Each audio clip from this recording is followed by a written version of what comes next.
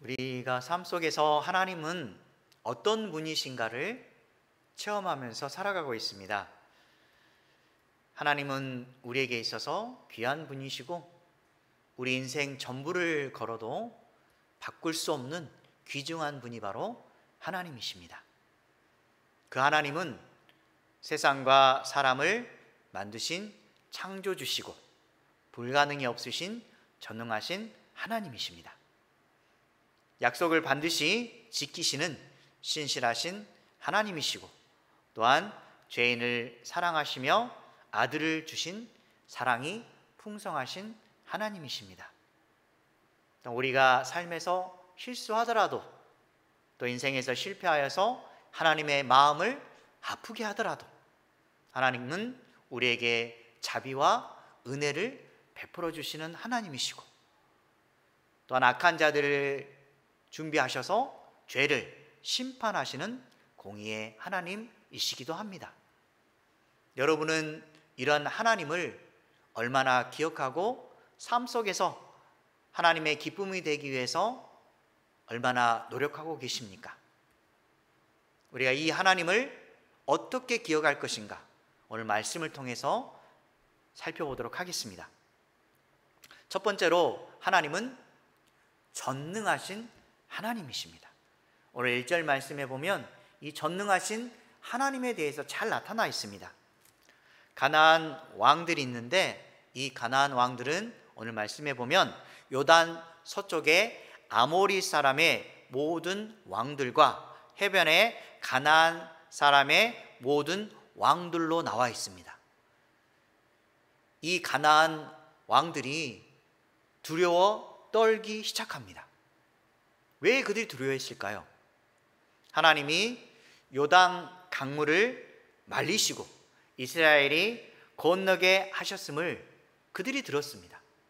지금까지 그들이 살아오면서 어떠한 신도 요단 강물을 말리고 사람들이 직접 건너게 한 일이 역사상 이루어지지 않았습니다.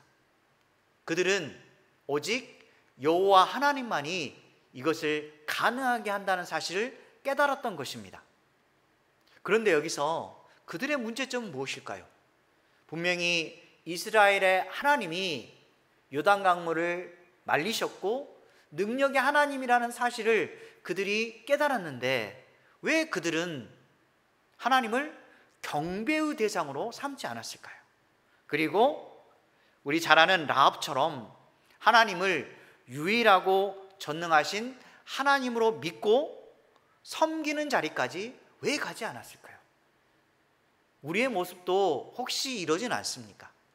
하나님을 머릿속으로는 알고 있지만 진정한 하나님의 능력에 대해서 온전히 믿지 아니하고 내 머릿속에 가두어진 하나님의 능력대로 우리가 하나님을 믿고 있지 않는가 생각해 봅니다. 하나님은 우리가 경배해야 될 유일하신 만군의 여호와 하나님입니다.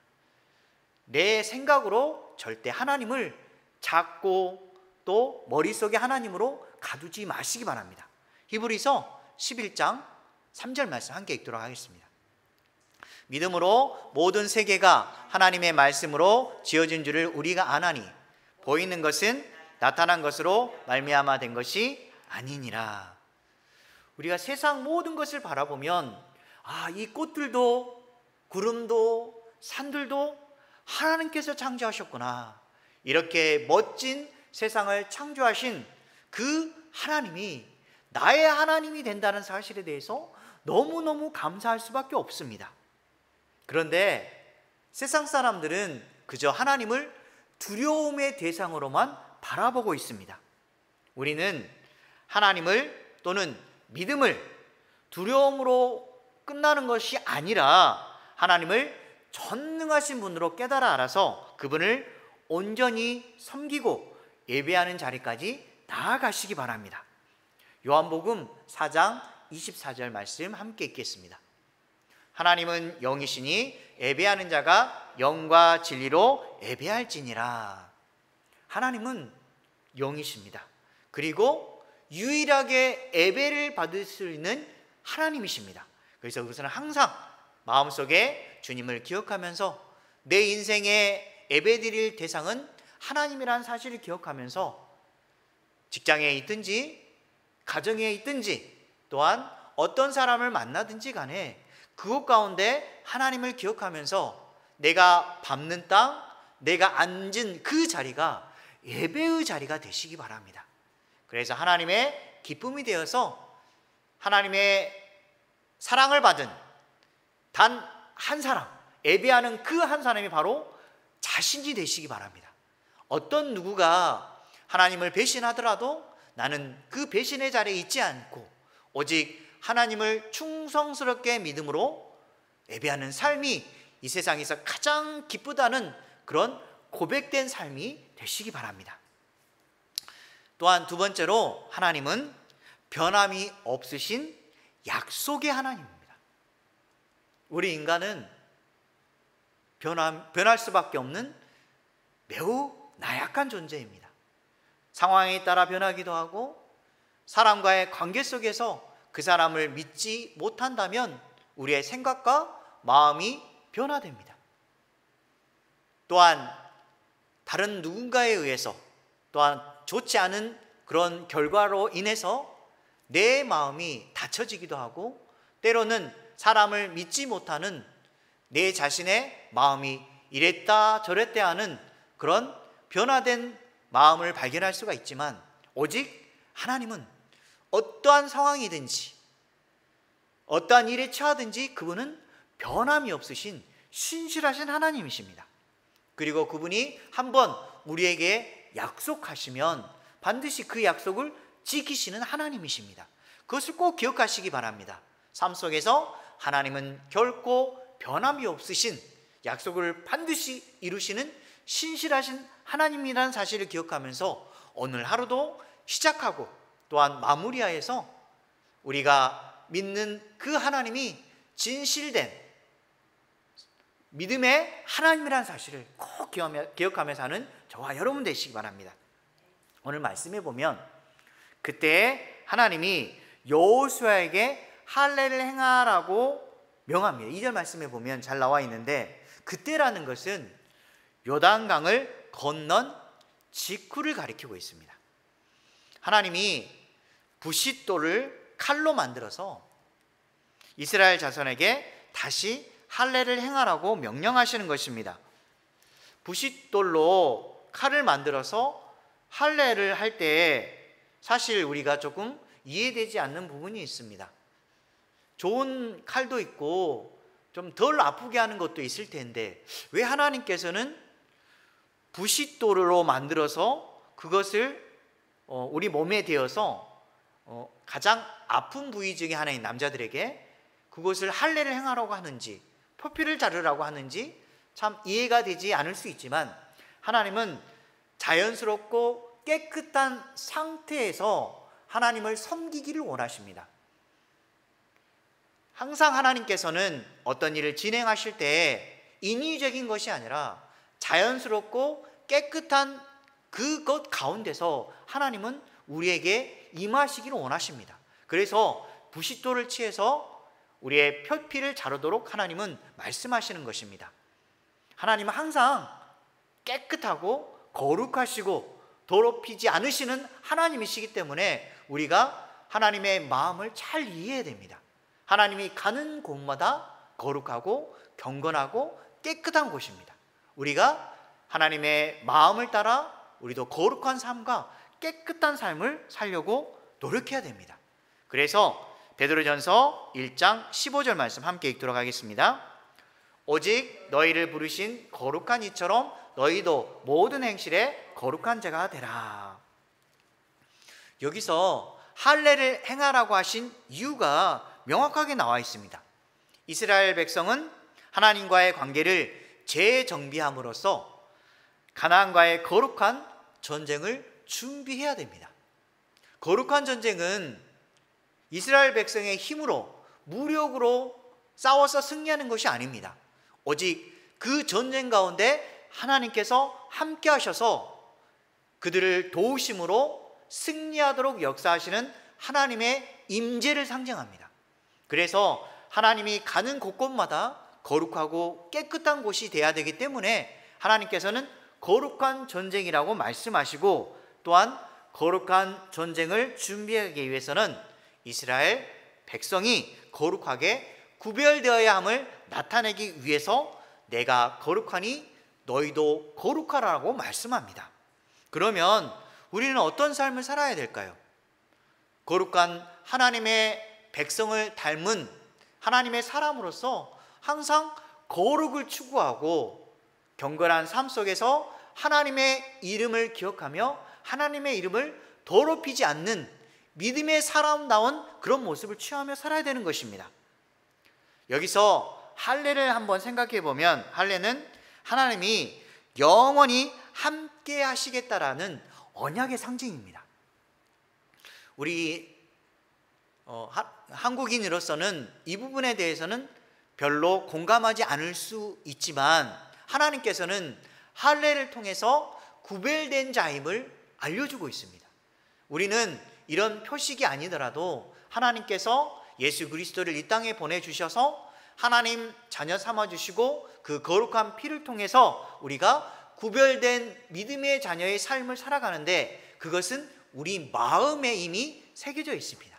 물론 이스라엘 백성들은 표피를 자름으로 네가 하나님의 자녀가 되었다라는 표식을 나타내 보이지만, 우리는 이제는 예수 그리스도를 믿음으로 말미암아 그분의 피가 내 안에 들어와서 거룩한 하나님의 자녀가 되었다라는 거룩한 돌판, 여기서는 신비에 새겨져 있습니다. 우리 마음판에 하나님이 너는 내 거야 라고 이미 도장 찍었기 때문에 이제는 할례라는 것이 우리의 신비와 같은 믿음의 거룩한 도장처럼 여겨지는 것입니다.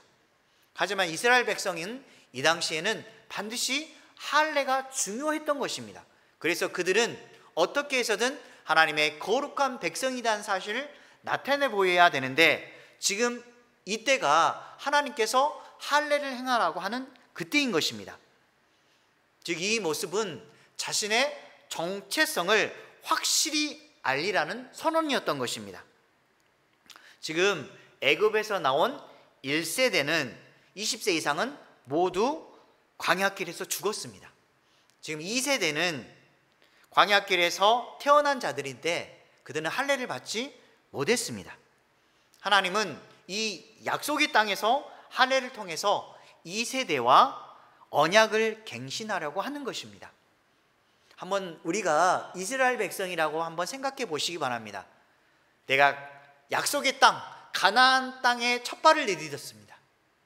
그런데 하나님께서 이것을 너희 땅이라고 말씀해 주셨고, 이제는 이 밟는 땅이 하나님의 땅이 되어서 너희와 함께함으로 이곳이 너희들을 영원토록 살아가는데 함께한다는 땅이라는 사실을 우리에게 인지시켜 준다면 너무너무 기쁠 것입니다.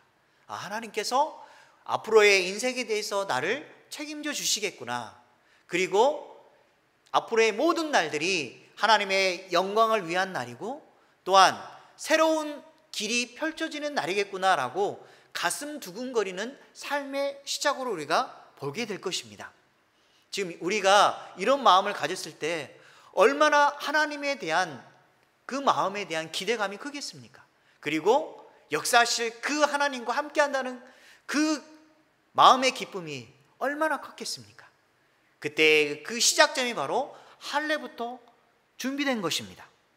그들은 이제 시작이라는 단단한 마음을 품고 또한 하나님과 자신이 어떠한 관계에 있는지 가나안 땅에 들어가서 하나님 백성으로서 살아갈 준비를 지금 하고 있는 것입니다. 그리할 때에 요단강을 이제 건넌 자로서, 그리고 하나님께서 약속해 준 그 땅을 밟은 자로서 지금 이제는 더 이상 돌아갈 길이 없는 새 삶을 시작하는 이스라엘 백성들입니다.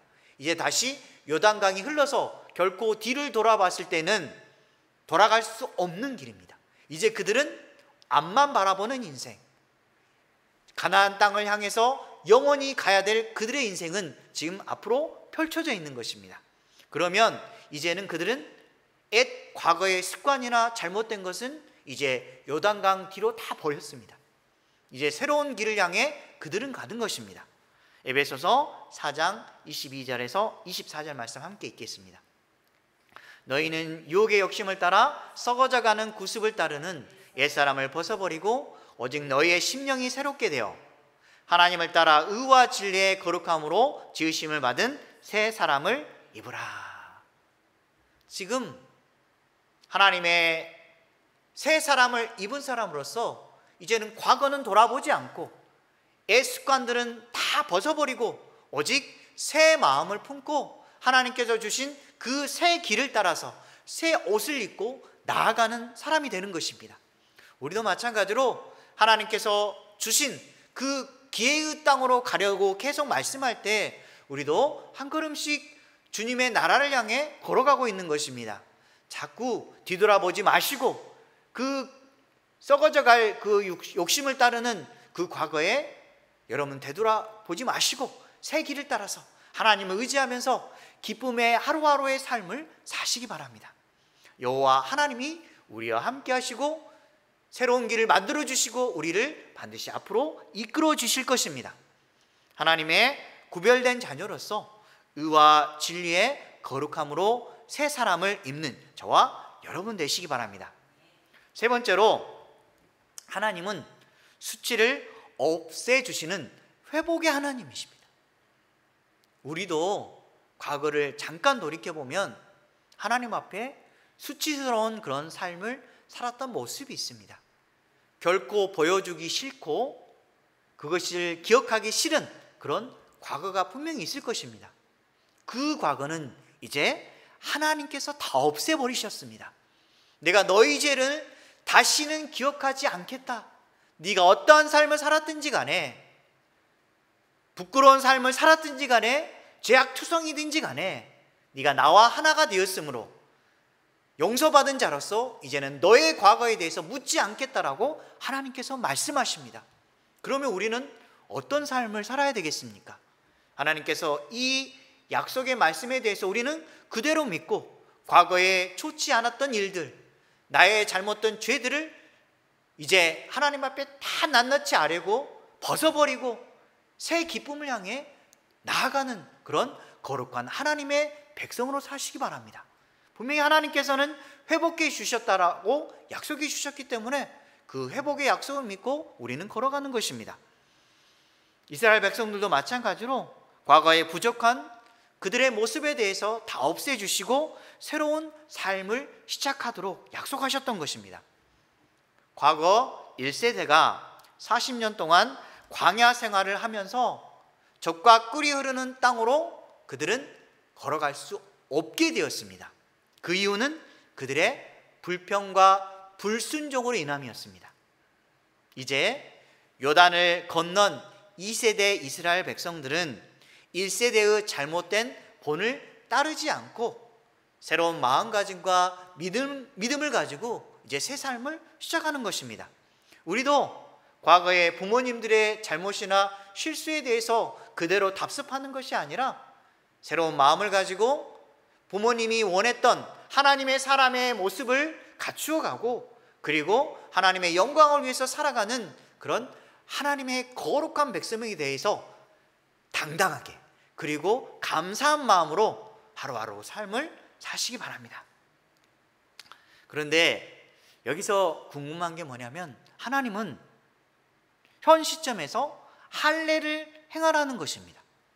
우리가 이성적인 판단을 했을 때 과연 할례를 행하는 게 옳을까요? 전쟁을 앞둔 상황에서 군인이 포피를 자른다고 하는 것은 분명히 전쟁에서 이길 수 없는 상태라는 것을 우리가 알게 될 것입니다. 이 포피가 잘라지면 지금처럼 진통제나 회복할 수 있는 그런 요건이 없습니다. 회복을 위해서 상당한 시간이 걸릴 것인데 한동안 움직일 수도 없어서 전쟁을 할 수 없는 불가능한 상태일 텐데 하나님께서 할례를 행하라고 합니다. 만약에 이때에 적들이 공격한다면 어떻게 될까요?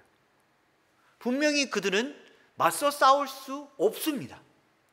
우리가 A씨를 통해 하나를 발견하게 되는데 창세기 34장에 야곱의 딸 디나가 강간을 당합니다. 세겜이라는 추장의 아들에 의해서 강간을 당할 때, 그때 이를 복수하기 위해서 등장하는 두 인물이 있습니다. 시므온과 레이가 세겜 사람들을 속입니다. 너희들이 만약에 우리와 함께 살고 싶다면 너희들이 할례를 받아야 된다. 할례를 받지 않으면 우리가 너희들과 함께 할 수 없다라고 말합니다. 세겜 사람들이 그 말을 듣고 이스라엘 백성들이 자신들과 함께 할 수 있는 기회이고 앞으로 그 부족이 더 강해질 수 있다라는 그런 생각을 가졌기 때문에 그들이 할례를 행합니다.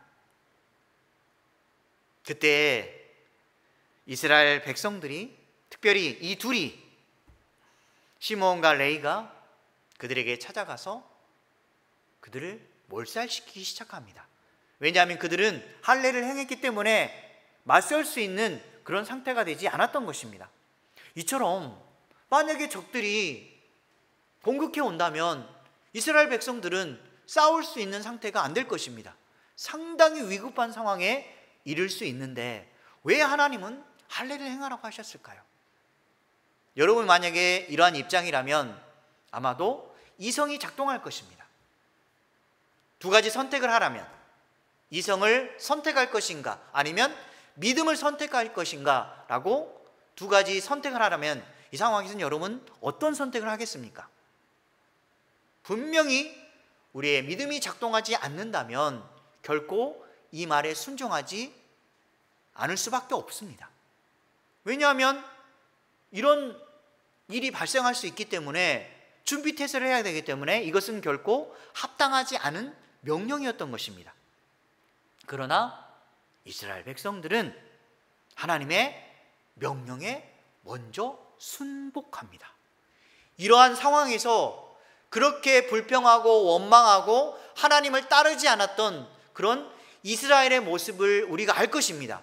하지만 지금 이 순간에 거룩한 땅을 받고 새로운 시작을 하려는 이 변곡점에 이른 이 순간에 그들은 하나님께 모든 것을 맡기고 하나님께 드리는 인생으로 시작합니다. 얼마나 놀라운 인생입니까? 우리도 어떤 시작을 하려고 하는 그 순간 먼저 하나님께 예배하는 마음으로 뒤지시기 바랍니다.